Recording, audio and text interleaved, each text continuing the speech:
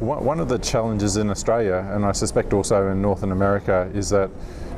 many patients with serious illness live outside of metropolitan cities, and so how do we best provide support, particularly interprofessional support, for example, medical, nursing, allied health support to families who live outside of the capital city. And so it uses a methodology called pop-up, where 2 or 3 members of a interprofessional team based in the city actually travel out to the town or small community where the child actually lives, and they provide education to local health professionals who may be providing support for that child. And that support can be at any phase of the illness. So it could be at diagnosis, it could be at a time of deterioration, and it can also be in terms of preparation for end-of-life care for a child. The topics that people have found helpful in terms of the health professionals in regional areas include things such as pain and symptom management, how to manage a new referral when a patient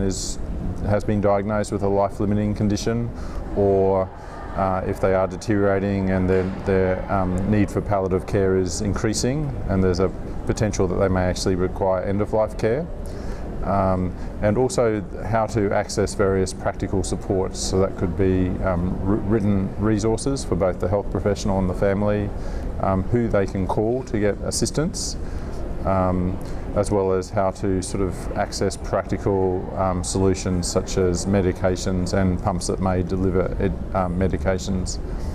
And the projects evaluated both using a pre and post questionnaire methodology, and we've found that generally the knowledge of the health professionals who have been involved in this education has increased in terms of areas such as how to manage a new referral, pain and symptom management, preparing, sadly, the difficult task of preparing a family for the death of their child and how best to support them. And it's also led to increased confidence of these health professionals. We're hoping that this then translates into better care for children and their families and support for them, including into the bereavement, so after the death of the child. And we're going to try and measure this through interviewing some families who I guess were the recipients of this sort of support and care, and get their perspectives on their own experiences, and that's through a process called discovery interviews.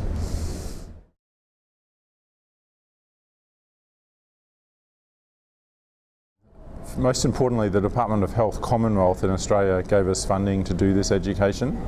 and so they've given us education staff who can travel out to the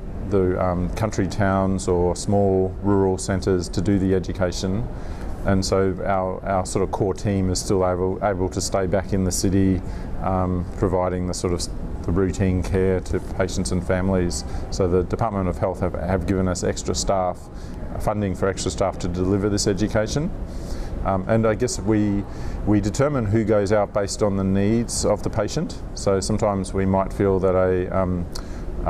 a doctor and a nurse might need to go out. Sometimes it might be a nurse and allied health staff. Sometimes if it's a very urgent sort of need, just one member of the team might go, because